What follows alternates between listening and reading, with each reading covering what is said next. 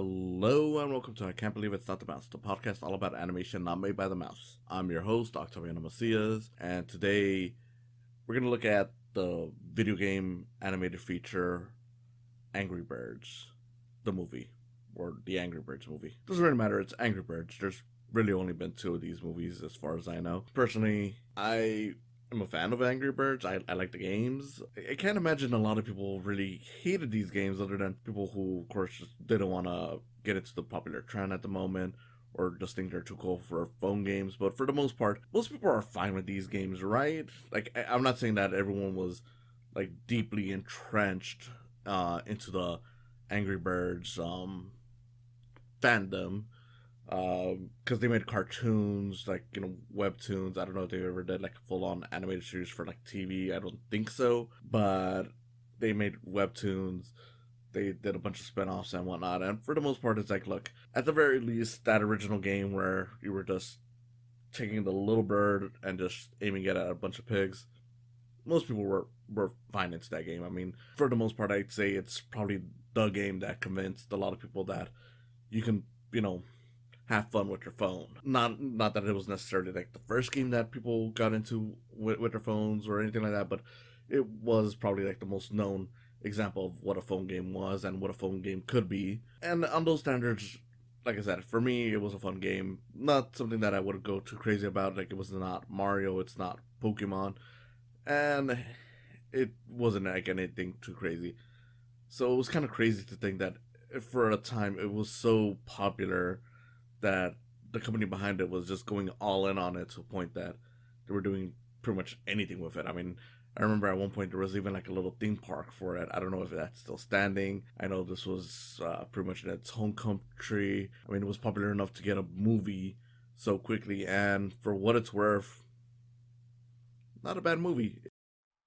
Hey, before we get this video started, I just want to say thank you for coming on, and if you enjoyed this video, like it, comment below for whatever reason you have, whether it's a question or you just want to give a shout out or just whatever.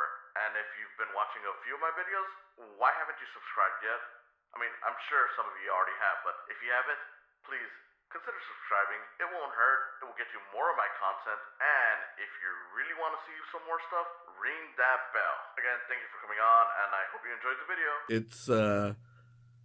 It's definitely not what I'd call a good movie. It's fine. It's a time waster. It's the kind of thing where I'm like, I can watch this with kids. I can watch this on a slow day, and when I just want to relax and don't want to watch anything that's too full of substance. Just something simple, something laid back. For the most part, the movie itself is pretty much something that would be more at home, like watching it like on like Cartoon Network or something, like where it feels like a bunch of Looney Tunes shorts or stuff like that strung together, and that's also like a double-edged sword to the movie, where pretty much like the weakest aspect of the movie as well, where it's like, because it's such a simple Looney Tune-esque kind of movie, that means that a lot of the time it just feels like it's wasting your time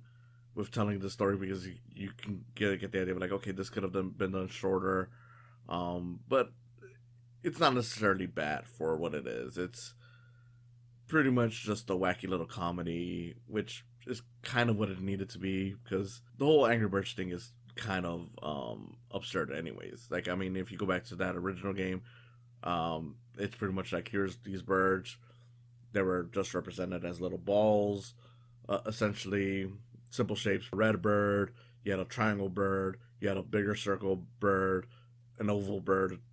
Pretty much that was the general idea. Of course, it was more complex than that, but that was pretty much what you had. And you would just put them on a swing, not a swing, a slingshot, and aim them at these boxes that had pigs on them, and you'd win once all the pigs were gone.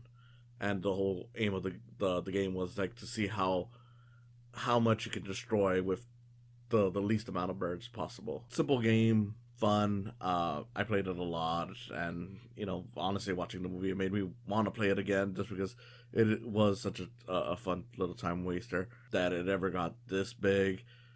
I mean, it both makes sense, and it also kind of surprises me because the people behind these games were like so confident in the world that they created that they were trying to branch out to everything, and it's like good on you, you made your money, but you know I just don't see this as a big lore thing. um that could work, like similar like to Pokemon or even Mario, which is also pretty basic. But for what it's worth, like I said, it makes for a fine movie. The movie itself makes some changes, or a lot of changes, to what we had established at that point. Pretty much because it's a movie, they had to do more with the designs, which I remember was kind of controversial. Not by much, but to an extent. Back when it came out, where they actually added limbs to the characters, and it's like, well, yeah, you're not gonna have like these little balls just rolling around for an entire movie. And I know they did some short cartoons with that, but that works because it's like 3 minutes versus a 90-minute feature. And for what it's worth, I think the designs that they went with on the movie are really good. It stays true to the game while making them look more appropriate for a feature story, and even the personalities that they give these characters are fine. I think for what it's worth, the thing that makes the movie work in its favor is the fact that they got these celebrity actors who are pretty good at voice acting. A lot of these people, don't feel like they're just there just to sell this movie. Like, you got Maya Rudolph, Danny McBride, Josh Gad, and Jason Sudeikis as like the main characters. You also have Bill Hader as like the main villain, the pig character. They all sell their roles really well. Like, if I had to go with any specific characters, I'd say Bill Hader and Josh Gad are probably like the best characters in the movie, from a voice acting standpoint.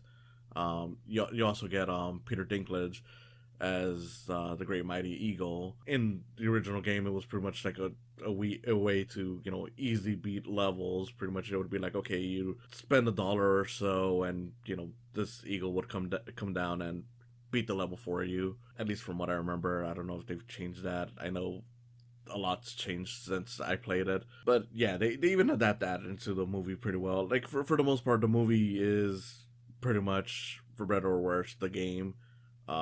Pigs come into this town. Most of the birds trust them. The three main characters, or more specifically the main character, Red, which is the mascot, of course, of the Angry Birds, doesn't trust them, and eventually it's like, oh yeah, they're here to steal the eggs. So they go back to the pig place. They use the slingshot somehow, and they pretty much get their eggs back. I mean, it's pretty simple. I don't think anyone's going to be too crazy if I spoil this movie, aside from the fact that it's an old movie at this point. And it's just, I mean, it's Angry Birds. What else were you gonna do? But yeah, for what it's worth, it adapts the game, well enough. Like, it gets those things in there to a point where if you've never played the games, you'll be fine following this. That being said, it is kind of confusing with the world building when it comes to this movie. Not too much that it ruins it, but this is where I kind of feel like it feels like a Looney Tunes kind of thing, where like, like they establish like, okay, the birds can't fly, so they make a lot of jokes like, oh, birds will never fly and stuff like that. And in the context of like knowing the games and whatnot, I'm like, okay, yeah, I know why, because they don't fly in the games.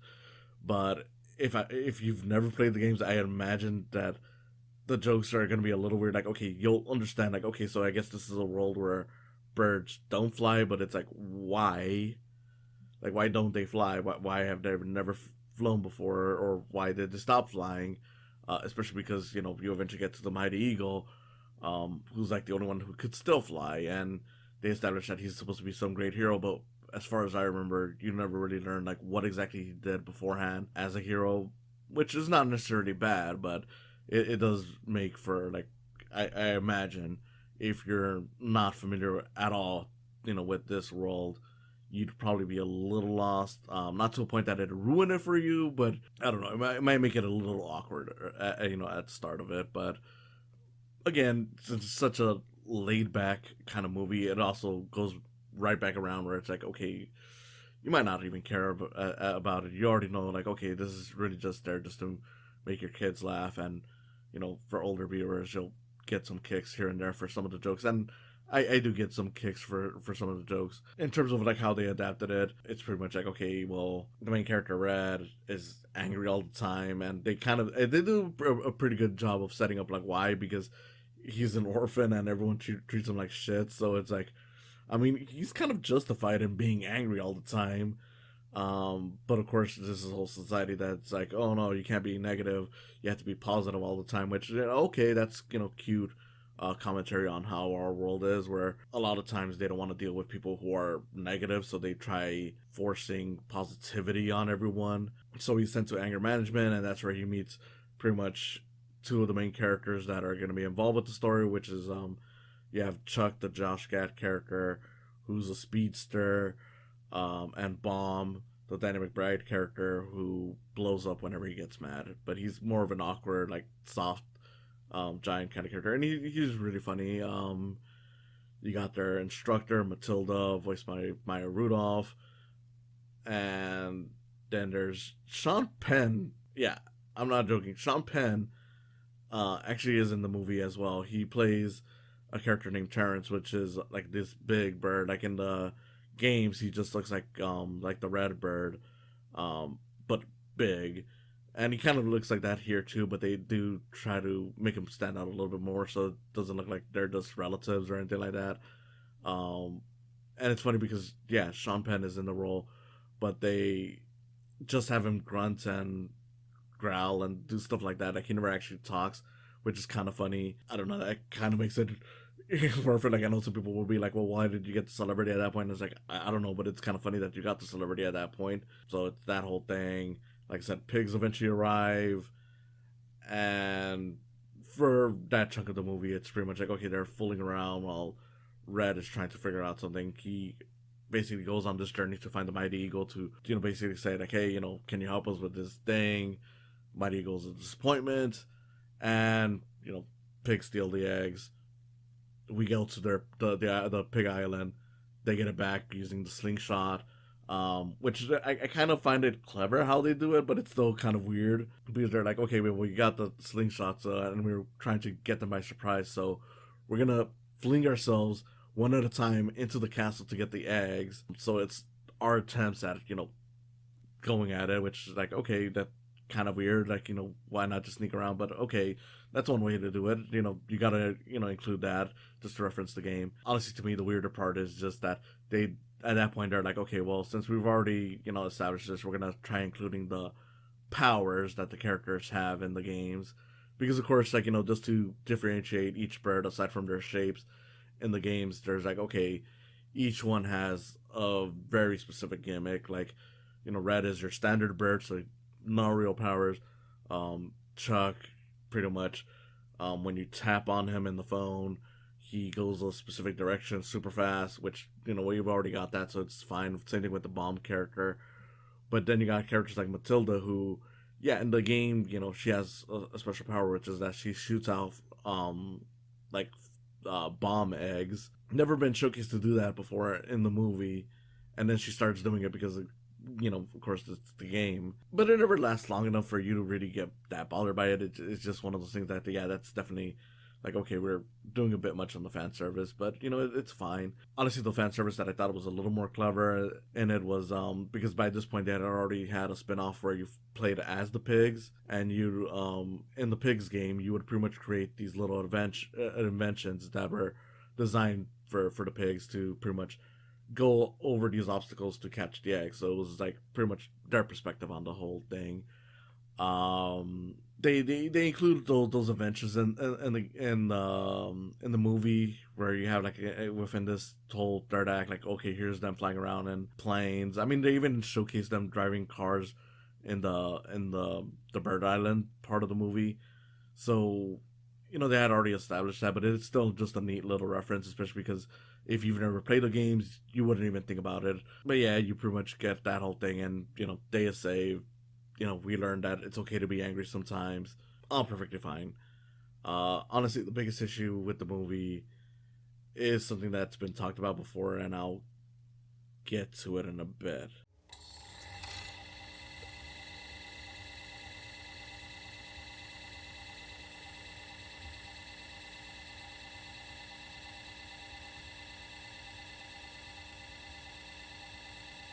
If there's any real issues with the movie, it's in the jokes. And this is also the movie itself. It just sometimes the jokes don't land, which whatever, that wouldn't be that big of a deal. But some of these get kind of annoying. Like there's a running gag with a mime character constantly saying "Oh my god," and it's like, okay, you already did this joke with the mime bird. You don't have to repeat this every single time the character gets shocked. It's a mime. If you're constantly doing this, you're just ruining, you know, the surprise of the mime talking. Um, and on top of that, it's the kind of movie where things are rarely silent. Like if the characters aren't talking, you're probably hearing some music. It's usually licensed music. Sometimes it's there's a funny effect to it, but a lot of the time it's just like, man, it'd be so much better if this movie was quiet every now and then. Like, granted, watching it again, I didn't have much of an issue. I did first watch this back when it came out, and I remember when I saw it, since it was such an early morning thing, I was pretty much already kind of having a morning headache, and it was like, okay, please shut the fuck up, movie already. I didn't have that much of a problem watching it again, but it is something where it's like, yeah, it's kind of tiresome. Please, quiet down. But that all pales in comparison to the pretty awkward messaging of the movie. Like the whole thing about being angry, that stuff is fine, and I actually do like some of the stuff that the movie does in it. I feel like it's kind of not necessarily mature, but it feels like something that you don't really see in animated movies all that often. Like the whole it's okay to not be happy all the time. The stuff with the Mighty Eagle I kind of like, just because it was like, oh, okay, so they're going to this place with this great leader who will help them win the war or whatever. And then it turns out that he's this washed up loser who is just pretty much obsessed with the image that's been created for him. I do think it would have been a little bit better if we knew exactly what he did in the past that earned him such a legendary status, but you know, even without that, it was still just great seeing this whole sequence of like, okay, we're gonna you know meet this guy who's great, and then it turns out that he's not, and just having that disillusionment and realization, like, okay, we can't rely on just made up heroes and stuff like that to save the day. We have to work hard ourselves to do it.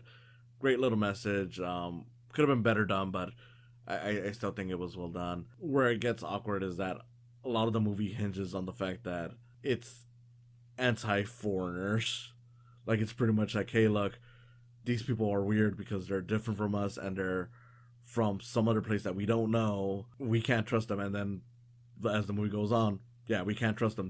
They were here to steal our children and eat them because in their culture, our babies are their food. Pretty awkward choice for a message for a movie. And to be fair, it's not like I'm not gonna say that the people making this were intending it to come out racist or anti-foreign. I'm sure this was something that no one involved really thought that hard about, because the whole premise of the game is, again, these pigs come in and steal the eggs, and you have to get them back. So they probably just were like, okay, well, let's just do that because that's the story of the games, without thinking too much about, like, yeah, maybe we should dial it back a bit and think about what we're writing in it.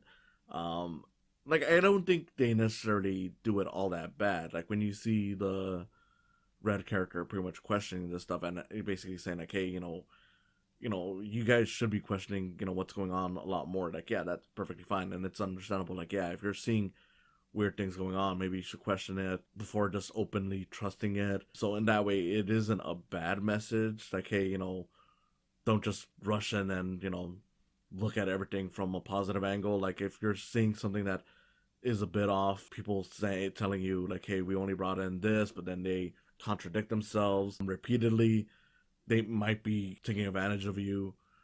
But again, a lot of it does come off as like, hey, look, they're different from us, therefore they're wrong. And I don't know how you could have actually fixed that beyond adding in things that might not have worked for this movie, adding in different races just to, you know, it for firmly established like, hey, look, it's not just a thing that we're against because they're different species than us. But again, if you have an island filled with like birds, and then add in dogs and cats, it's just gonna make the whole thing weird, and it wouldn't be accurate to the game. So again, I don't know how you could necessarily avoid it, but at the same time, for what it's worth, as bad as it gets, it never feels like it was intended to be bad, and some of it is still fine. Like I said, questioning it, perfectly understandable. So it is a poorly delivered message, but at the very least, I don't think it was necessarily made with ill intent. So I'm not gonna ding them for that. I will say, just in the future, these guys probably should have reconsidered what they were writing. And to be fair, once we get to the sequel, which I'll talk about another time, and just to be clear, Angry Birds 2, way better than the first one. I think that whole thing just pretty much, is lost. So, for what it's worth, it ain't bad. It's just not very well thought out, and it has the potential to be offensive. And if you find it offensive, I perfectly understand. I just don't want to be too harsh on the people making this, just because I fully get that it wasn't really the intent. Like, they weren't necessarily telling you, hey, racism is good. It just, unfortunately, kind of stumbled into that territory, which again, perfectly fine if you don't like it for that reason. I'm just willing to overlook it, just because of what it does right. And, it's clear that the intent wasn't there, even if it accidentally wandered into that territory. But yeah, beyond that, the animation is really nice on this. Like, I like the look of the characters, the way, they animated the feathers on them and their movement. It's very cartoony. It's like the characters are very loose. You can feel their weight to them, but they're not restrained by their weight. They're able to bounce around, and it's all nice. Watching it again, I was definitely like, oh man, there's so much bounce to how fat these pigs are. But for what it's worth, it's neat to look at, and it's charming. And for a movie that's almost a decade old, it still holds up really well. It still looks very nice. It definitely looks like the kind of movie that helped pave the way for like the more stylistic type of features that we're getting now, like your Spider Verses and whatnot. Just because while it's not as stylized as your Spider Verse, or even at that time like the Peanuts movie, like it doesn't look entirely to the, you do get that feel out of it, especially with the character reactions.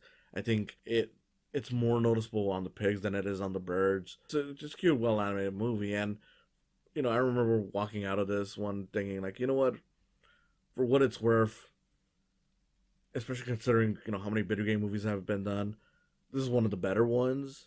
I mean, now we're getting more consistent in the quality of video game movies. I'm grateful for that. But even putting it in the standards of back then, it was just like, much nicer. It's very accurate to the games. It knows what it wanted to be. It's perfectly fine and fun. Could have been better, but for what it's worth, they eventually made a sequel where we do see the full potential of this, or at least more of the potential. Before we go, I do have to acknowledge one of the best jokes in the movie is surprisingly nasty gag, but it just goes to show you how good how good writing can save a fairly disgusting joke. There's a whole thing where when they get to the mighty eagle, both Chuck and Bomb are pretty much swimming around this pool of water. They think it's like, oh, this is like some wisdom kind of water. They're drinking it, they're playing around with it and whatnot. It's this whole setup, and it does get kind of annoying, but it goes back to being really funny once it pays off, where you see the mighty eagle shows up, and it's pretty much revealed to be a pull of his piss. And yeah, it is an incredibly nasty joke, but just seeing the reactions of the characters as they're realize like, oh, we did all these things, made it so funny to me. Like, this was shown even in the trailers, so it's not like I'm really spoiling a gag, but it was one of those things where it's like, all right, kudos to you guys. You made a piss joke funny. One of the funniest jokes in the movie, and I perfectly understand why it was in the trailers. So if you didn't enjoy that, you might not be the audience for the movie, but for me, I perfectly found it funny, and I think it's well worth it. I wanted to throw that in, and I couldn't really find where to place it in all of this. So yeah, the Angry Birds movie, well animated movie. It's fun, it's silly, it's very much like a Looney Tunes cartoon, which does make it a little weak in part just because the story's not the most well thought out, but it is fine. And of course, as a result, there's a lot of scenes where it's just gags upon gags, and they could have toned it down. It could have been shorter, but for what it's worth, if you're just looking to relax, if you're watching something with your kids, you're gonna be fine with this movie. It is something that I can't really recommend to adults on their own. Like if you're trying to look for something more sophisticated, or if you're not an animation fan, you might want to skip this one. It's not going to be the animated film that makes you understand the beauty of animation. But for what it's worth, again, it's a fun time if you're just looking for something to relax on. It's well animated, funny, and just a simple movie to relax on. As far as video game movies go, one of the better ones. Of course, as we get better, that won't be true, in the years to come, but I'll still look at it as one of those early examples. Like, okay, this is one of the ones where they started getting it right. They started understanding what they were adapting, and for that, I'm still grateful for the movie. I, thought it was cool back then. I'm glad that it exists now, and it may not be on my favorites list. It might not be the kind of movie that I go out of my way to watch every now and then. Doesn't really matter. I had my fun. You'll have your fun. Give it a shot. Thank you for watching. This has been Octaviano Macias, the host of I Can't Believe It's Not the Mouse. And I'll see you again next time. Gaze upon Mighty Eagle! Thank you for coming on today. If you enjoyed this, please consider subscribing to my YouTube channel where you'll see video versions of these podcasts. And if you just want to listen to them, there's always the option of just following the podcast on their various sites, whether it's Spotify, Podbean, or Apple Podcasts. Whatever you choose, I hope you continue enjoying these. And if you want to support me even further than that, there's always the option of Patreon. And in any case, again, thank you for listening, and I hope you have a wonderful day.